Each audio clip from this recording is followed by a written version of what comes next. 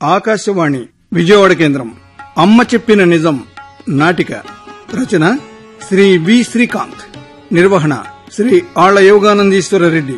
ఇందులో పాల్గొన్నవారు రామారావు, శ్రీ వేంపాటి ప్రసాద్ బాబు, లక్ష్మి, శ్రీమతి అమ్ముల పార్వతి, లావణ్య, శ్రీ మారోజు రేణుకా శ్రీనివాస్, కిషోర్, శ్రీ గోగిశెట్టి వర్మ. వినండి అమ్మ చెప్పిన నిజం నాటిక.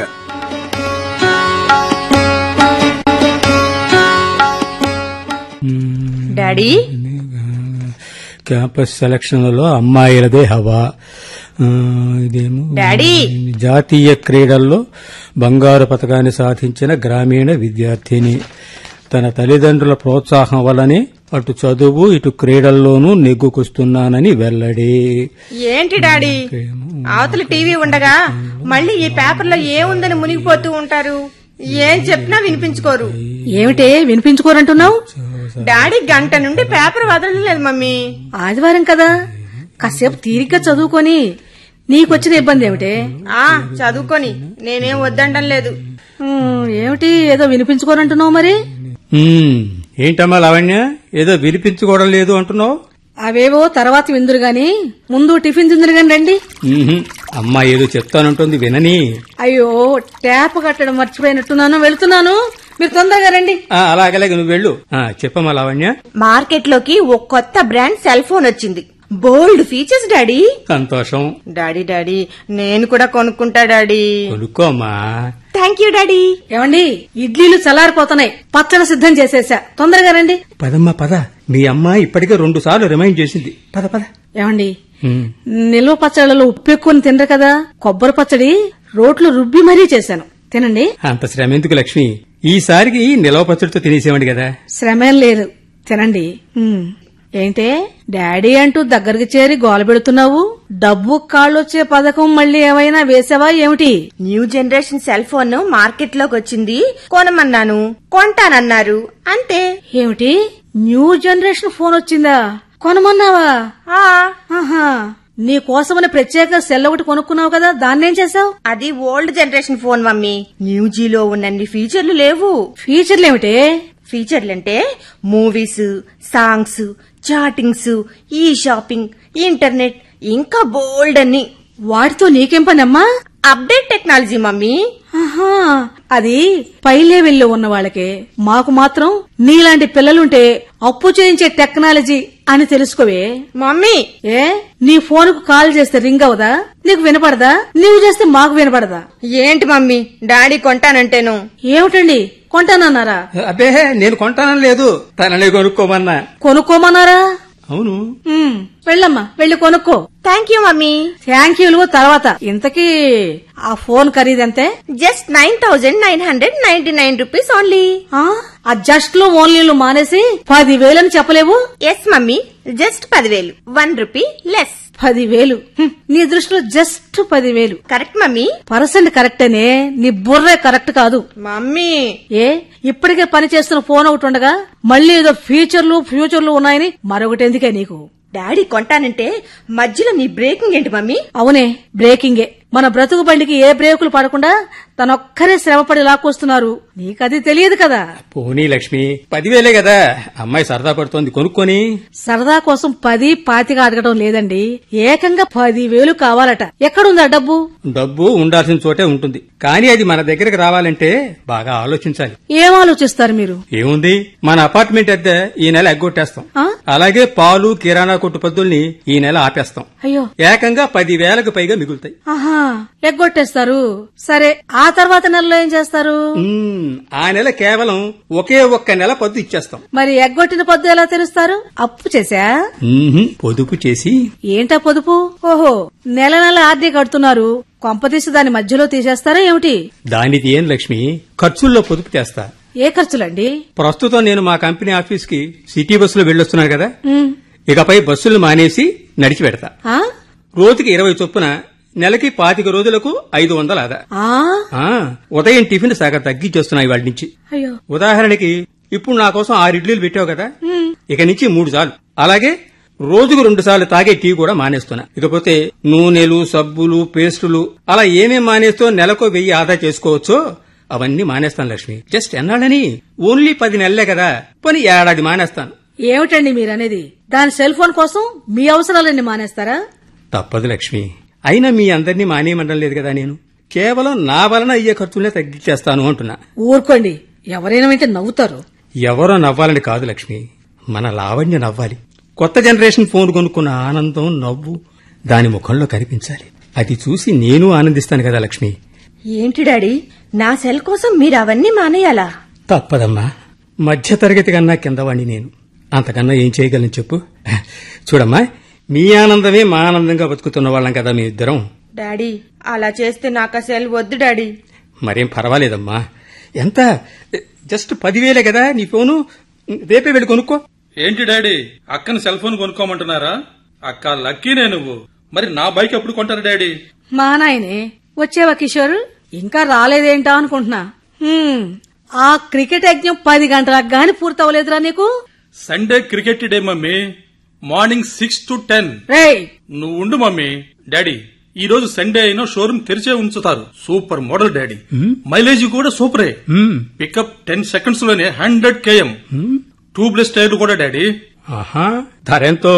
జస్ట్ 69,999 రూపీసా? కరెక్ట్. నీకెలా తెలుసు మమ్మీ? నోరు మూసుకోరా. ఏరా, మీ నాన్నేమైనా తేరగా లక్షలు కోట్లు సంపాదిస్తున్నారు అనుకుంటున్నావా? మీరు కోరే కోరికలను ఇట్టే తీర్చేయడానికి? నువ్వేంటి మమ్మీ మధ్యలో? డాడీని గత సండే అడిగితే అలాగే కొనుక్కో అన్నారుగా. అవునరా అంటారు. మీ ఆనందమే ఆయనకు కావాలి కదా. మీ అక్క సెల్ ఫోన్ కు బస్సు మానేసి టిఫిన్ మానేసి మిగులుస్తారు. ఇంక మరి నీ బైక్ అయితే ఏకంగా తిండే మానేస్తానంటారేమో. ఏమో కాదు, నిజంగానే అంటారయ్యా. లక్ష్మి, మీరుండండి. గారం చేసి నెత్తికెక్కించుకుంటే ఇలాగే తయారవుతారు. మమ్మీ, ఆ డొక్కు బైక్ ను చూసి మా ఫ్రెండ్స్ అందరూ నవ్వుతున్నారు మమ్మీ. దానికి రోజు రిపేర్లే. ఆ రిపేర్లు ఖర్చు తగ్గుతుందిగా కొత్తది కొంటే. చంపేస్తాను వెధవ. డొక్కు బైక దాన్ని మీ నాన్న లక్షణంగా 5 ఏళ్లు నడిపారా. ఏనాడు ఒక్క రిపేరు రాలేదు. మరి నువ్వు నడుతావు జెట్ విమానంలా, మరి రిపేరుకు రాదు. మెకానిక్ చెప్పేశాడు మమ్మీ, ఇక రిపేర్ వస్తే చేయనని. వాడు నవ్వుతున్నాడు. అలాగా? సరే, అయితే దాన్ని అమ్మేద్దాం. మరి నేను కాలేజీకి ఎలా వెళ్లాలి? కాళ్లున్నాయిగా, నడిచెళ్ళు. లేదంటే తెల్లవారుజామున 5ంటికి లేచి తయారవు. 8 దాకా చదువుకో. వీధి జంక్షన్ లోకి బస్సు వస్తుంది కదా, దాంట్లో వెళ్ళు. 8:45 మీ కాలేజీ దగ్గర ఆ బస్సు దింపేస్తుంది. ఏమండి, రేపే దాన్ని అమ్మేసేయండి. కొత్తది కొనకుండానే పాతది అమ్మేస్తారా? అది మాటికి రిపేర్లు అంటున్నావు కదరా, అమ్మేద్దాం. కొత్తది మాత్రం కొనే ప్రసక్తే లేదు. చక్కగా బస్సులో వెళ్ళు. బస్సులోనా? నువ్వు కాలేజీకి వెళ్లి బాగా చదివి ఉద్ధరిస్తావని చెప్పి మీ నాన్న తను వాడుతున్న బైక్ నీకిచ్చేసి బస్సులో వెళ్లడం లేదు. ఆ బస్సులు టైంకి రావు మమ్మీ, టైం వేస్ట్. టైం వేస్టా? పొద్దున 6ంటికి పోయి ఇప్పుడు వచ్చావు. ఇది టైం వేస్ట్ కాదా నాయనా? బస్సు వచ్చే వరకు బస్ స్టాప్ లో కూర్చుని లెసన్స్ చదువుకో. ఇంట్లో ఎలాగో పుస్తకాలు తీయవు కదా, అయితే టీవీ లేదా కంప్యూటర్, నెట్, క్రికెట్, దాని పెండా కూడాను. మమ్మీ, కొంపదీసి బైక్ కొనరా ఏంటి? నా ఫ్రెండ్స్ ముందు చాలా ఇన్సల్ట్ అయిపోతాను మమ్మీ. అయిపోరా, మాకెవరికి వచ్చిన నష్టం ఏమీ లేదు. లక్ష్మి, టిఫిన్ చల్లారిపోతుంది, పెట్టువాడికి. తిన్నాక తీరిగ్గా నువ్వు చెప్పాల్సినవన్నీ చెప్పచ్చు. ఓ పావుగంట టిఫిన్ ఆలస్యం అయితే కొంపే మునగదులేండి. మీరైతే వాళ్ళ కోసం టిఫినే మానేస్తానన్నారు కదా. లక్ష్మి, ఇప్పుడు అవన్నీ వద్దు. ముందు వాడికి టిఫిన్ పెట్టు. బాబు కిషోర్, వెళ్లి కాళ్ళు చేతులు కడుక్కురా. మీరు కాస్త ఆగండి. వీళ్ల వ్యవహారం చాలా రోజుల నుంచి చూస్తూనే ఉన్నా నేను. దానికి సంబంధించి పరిష్కారం చూడాలనుకున్నాను. ఆ సమయం ఈ రోజే వచ్చిందనుకోండి. ఒరే కిషోర్, మీ నాన్న మీలాగే చదువుకుందాం అనుకున్నా మీ తాతగారు చదివించలేనన్నారా. 3 ఆడపిల్లలున్నారని చెప్పి ఇంటర్తోనే చదివాపించేసి రైసు మిల్లులో పనికి పెట్టించేశారు. ఆస్తులేమి ఇవ్వకపోయినా 50,000 అప్పును, 3 ఆడపిల్ల బాధ్యతను చక్కగా అప్పగించేశారా. ఆ అక్కల పెళ్లిళ్లు బాధ్యతలు తీర్చి తీరిగ్గా 32 ఏళ్లకు పెళ్లి చేసుకున్నారు మీ నాన్న. ఆనాటి అప్పు తీరలేదు సరికదా, కొత్త అప్పులతో వడ్డీలతో ఇప్పుడు అది 5 లక్షల దాకా ఉంది. లక్ష్మి, చెప్పనండి. ఇప్పుడు అవన్నీ ఎందుకు? ఊరుకోండి. ఇప్పుడు కాకపోతే ఇంకెప్పుడు తెలుసుకుంటారు వీళ్లు. మీ నాన్న పూర్వీకులు మిగల్చగా మీ నాన్నకు దక్కింది వాళ్ల గ్రామంలోని ఒక చిన్నపాటి పెంకుటిల్లేరా. అది శిథిలమైపోయింది. జాగా కింద దాన్ని అమ్మేశారు. మీ చదువుల కోసమని సిటీలోకి వచ్చి ఓ ప్రైవేట్ కంపెనీలో ఉద్యోగం సంపాదించుకున్నారు. 20 ఏళ్లు కష్టపడి నిజాయితీగా పనిచేసినందుకు కాబోలు ఈ రోజుకు 25,000 ఇస్తున్నారు. తాను కేవలం ఇంటర్తోనే చదువాపేసినా తన పిల్లలు మాత్రం పెద్ద చదువులు చదవాలన్న తపంతో శక్తికి మించిన మీ ఇద్దరిని ఇంజనీరింగ్ చదివిస్తున్నారు. ఏనాడైనా లెక్కలు వేసుకున్నారా? మీ చదువులకు ఎంత ఖర్చు అవుతుందో, మేమెంత మిగుల్చుకుంటున్నామో? ఏంటి మమ్మీ వాయించేస్తున్నావు? ఏరా ఎగతాళిగా ఉందా? చెప్తుంటే నిజంగానే వాయించేస్తా. ఈ దవడా ఆ దవడా. లక్ష్మి, ఎందుకు అంతలా ఆవేశపడతావు? కాకపోతే ఏంటండి, పిల్లలు కదా అని కోరినవన్నీ కొనిస్తూనే ఉన్నాం. ఇప్పుడు కోరుతున్నవి ఆట బొమ్మలు కావండి, మన తాహతుకు మించినవి. ఇప్పటికైనా నిజాలు తెలియవద్దు.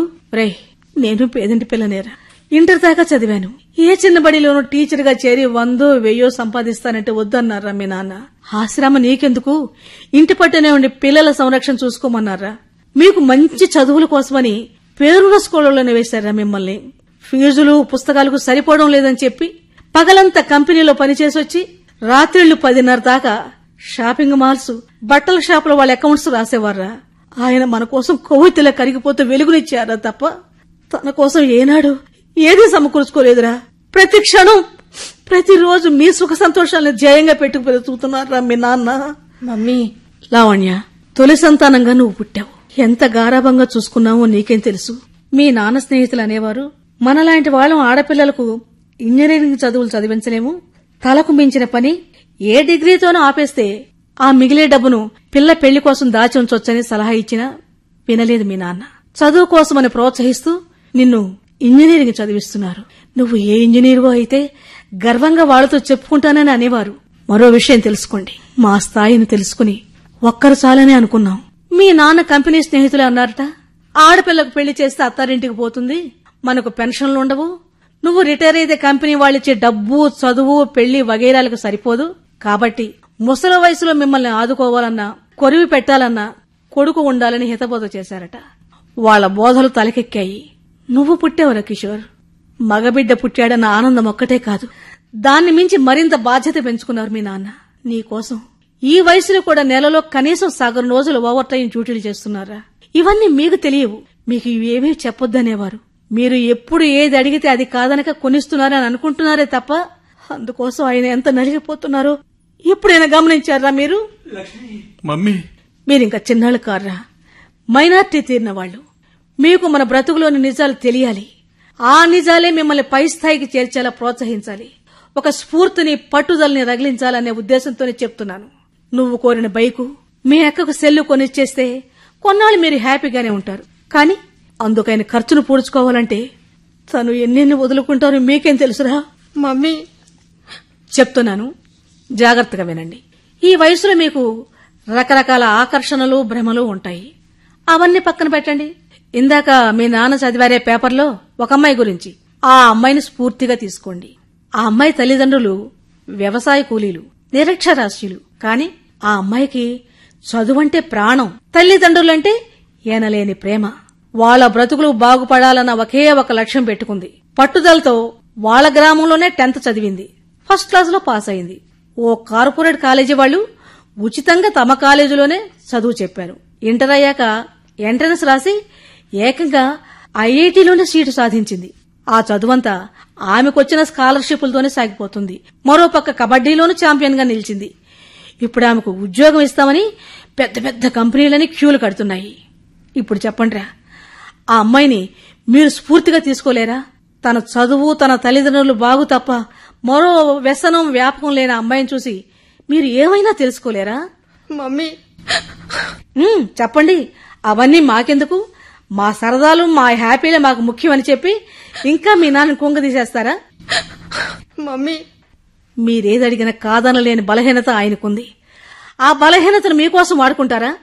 మీ మీద మేము పెట్టుకున్న ఆశలన్నీ భూస్థాపితం చేస్తారా? చెప్పండిరా, చెప్పండి. Mummy, sorry mummy, very sorry. సారీలు కాదురా, ఒక లక్ష్యం పెట్టుకోండి. ఆ లక్ష్యం కోసం తప్ప మరి దేని వైపు మీ మనసులు మళ్ళకూడదు. ప్రతి క్షణం ఆ లక్ష్యం చేరాలన్న తలంపే ఉండాలి. అలాగే మమ్మీ. డాడీ గురించి తెలియక ప్లీజ్ సారీ మమ్మీ. చెప్పానుగా, సారీలొద్దు. మీ చదువు, లక్ష్యం కోసం ఈ రోజు నుంచే మీరు అంకితం అవ్వండి. అంతే చాలు నాకు. అలాగే మమ్మీ, షూర్. మీరింతవరకు అమ్మ చెప్పిన నిజం నాటిక విన్నారు. రచన శ్రీ వి శ్రీకాంత్, నిర్వహణ శ్రీ ఆళ్ల యోగానందీశ్వర రెడ్డి. ఇందులో పాల్గొన్నవారు రామారావు, శ్రీ వేంపాటి ప్రసాద్ బాబు, లక్ష్మి, శ్రీమతి అమ్ముల పార్వతి, లావణ్య, శ్రీ మారోజు రేణుకా శ్రీనివాస్, కిషోర్, శ్రీ గోగిశెట్టి వర్మ. ఈ నాటిక ఆకాశవాణి విజయవాడ కేంద్రం నుంచి వెలువడింది.